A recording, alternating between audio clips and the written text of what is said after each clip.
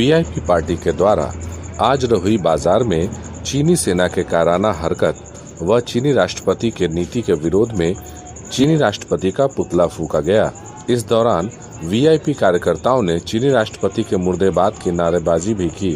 इस दौरान वीआईपी छात्र नेता रोशन यादव ने कहा कि हमारे देश के नौजवान के ऊपर चीनी सेना के द्वारा कायराना हरकत करते हुए हमला किया गया है।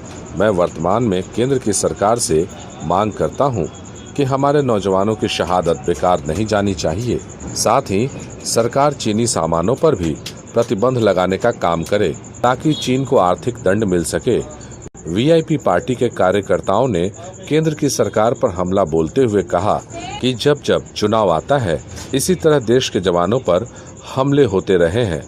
पूर्व में भी इसी तरह से लोकसभा के चुनाव में पुलवामा में भारतीय जवानों पर हमला हुआ था जिसमें जवानों की मौत हुई थी और अब बिहार में विधानसभा चुनाव है।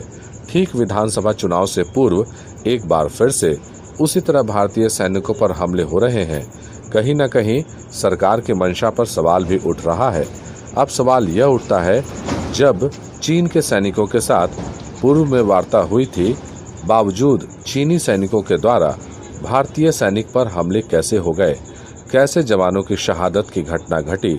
इससे कहीं न कहीं यह साबित होता है कि हमारी वर्तमान सरकार निकम्मी है।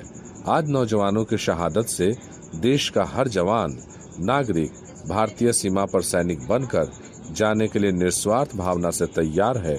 बस भारत सरकार के आदेश की जरूरत है। नालंदा से विश्वजीत कुमार की रिपोर्ट। चीनी राष्ट्रपति का पुतला फूंके और हम लोग का यही मांग है कि सेना के जो शहादत हुई है उसको हम लोग बर्दाश्त नहीं करेंगे और चीनियों का जो है सामान को हम लोग बहिष्कार करेंगे। और जब जब ये चुनावी माहौल आता है तभी ऐसा कांड होता है।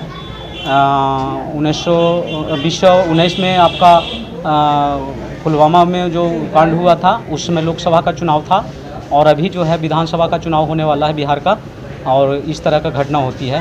तो हम लोग को सरकार से भी बहुत नाराज़गी है कि इस तरह का माहौल जो है चुनावी माहौल में ही क्यों होता है। मतलब कि चीन का राष्ट्रपति का हमारे यही मांग है कि देश में इस तरह से घटना घट रही है हमारे जवानों के साथ। यह बहुत दुखित घटना है। ये घटना निंदनीय है। एक तरफ से राष्ट्रपति चाइना के कहते हैं कि हम अब कुछ का दोस्ती के हाथ बढ़ाना चाहते हैं और दूसरी तरफ हमारे जवानों की हत्या करने में लगे हुए हैं।